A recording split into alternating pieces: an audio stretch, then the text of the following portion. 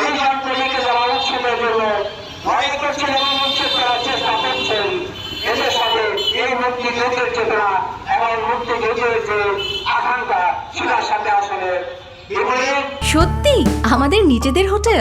হ্যাঁ, Eden Bay আমাদের নিজেদের hotel. Any time check in, any time check out. Eden Bay, a concern of Bhaiya Hotels. এদেশের vote ছাড়া councillor আরেকটা হচ্ছে সেই রকম ম্যাজিস্ট্রেট যেটা শুধু বিসিএসের প্রশ্ন হেরাল করে হয়, তাকে আপনি ভাষা করবেন। আর এই দেশের নাগরিকদেরকে উচ্ছেদ করে রোহিঙ্গাদেরকে বসিয়ে বসিয়ে নোবেল পাওয়ার যে প্রত্যাশা, এই তো হচ্ছে এই রাষ্ট্রের মর্ম অবস্থা। সেই জায়গায় দাঁড়িয়ে যখন দুটি কয়েক মানুষ চিৎকার চেঁচামেচি করে কিছু মানুষের যে অধিকারের জন্য তখন তাদেরকে বলা হয় অত সংখ্যালঘু। সংখ্যায় যারা সব শুধুমাত্র তাদেরকেই যদি উচ্ছেদ করতে হয়, অবহেলা করতে হয়, তাহলে তো আমি বলবো এই 18 কোটি বাংলাদেশে আপনার যে আওয়ামী লীগের রাজত্ব সেটাও তো মাত্র 1 লক্ষ মানুষের, সেই সংখ্যা কম আপনারাও। কাজী এই সংখ্যাগরিষ্ঠ মানুষের মতামতকে গুরুত্ব দিতে শিখুন।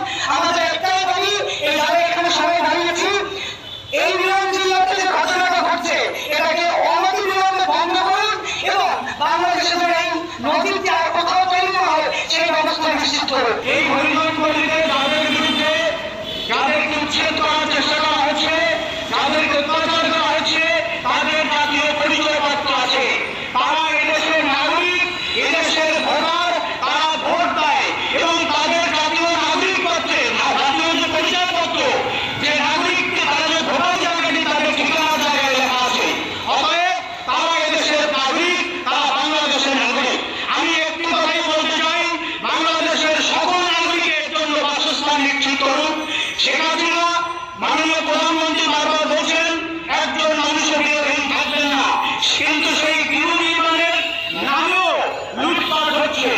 যে গৃহ নির্মাণ হচ্ছে সরকারি টাকায়, সেই গৃহ 1 বছর 2 বছরের বেশি টিকছে না, অর্থাৎ সেখানেও লুটপাট হচ্ছে।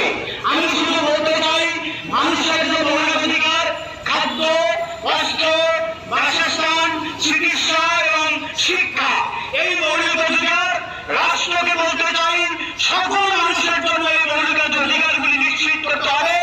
এবং হরিজনপল্লীতে সর্বশেষ যে ঘটনা ঘটছে, এই ঘটনার সাথে যারা জড়িত, এই তাদেরকে উচ্ছেদের কাজে, তাদেরকে আহত করার জন্য যারা জড়িত, তাদেরকে অবিলম্বে বিচারের আওতায় আনতে হবে।